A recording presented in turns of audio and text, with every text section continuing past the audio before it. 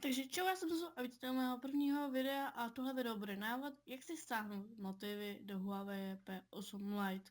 Takže na téhleté stránce já vám ji dám do popisku a když jste googlem stránku radši přeložte, abyste jakoby to uměli přeložit. Tady si vyberete, jaký máte mobil, přeložíte to jako P8 Mládež Edition, takže na to klikněte.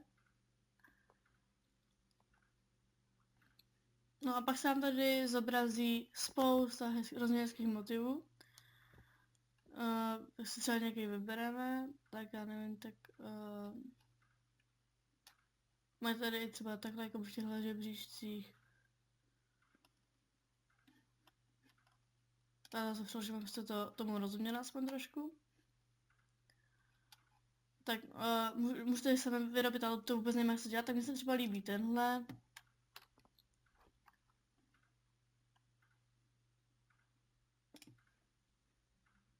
Tak.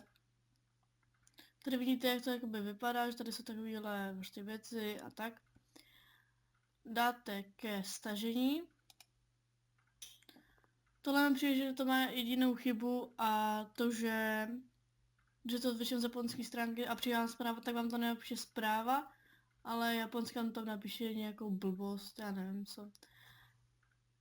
Protože nevím japonsky. A musíte mít tady zkrátku HVT, takže kdyby se stávala jiný stránky, tak to musí mít zkrátku HVT, jinak se nám to určitě takhle neuloží. To si otevřete ten soubor, teda neotevřete, ale jakoby ve složce si ho otevřete. Takže ne soubory. No a tady je ten soubor.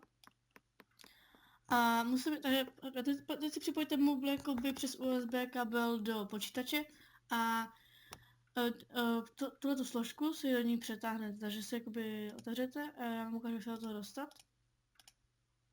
Máte ten svůj mobil a dáte L, tak se jmenuje mobil.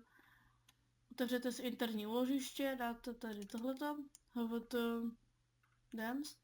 Já nevím, jak se vyslovuje, takže mě mluvte, víte, tohle jsem třeba stala ze špatné stránky, takže jakoby jsem tam neukázal, jsem si to sám chtěla zkusit. A přetáhnete si to tam z téhletý, takhle. No a je to tam a je to. Tak a teď já vám ukážu, jak tam aplikovat, nebo prostě to vám ukážu pro ty, co to nevědí, jak se aplikuje ten motiv, ale jinak prostě už pak půjdete do motivu a tam si to nastavíte. A za chvilku tady budete vidět ještě tuhle ukázku, jak se to dělá na mobilu. Takhle jsem to už volila vážně asi všechno, takže prostě čau.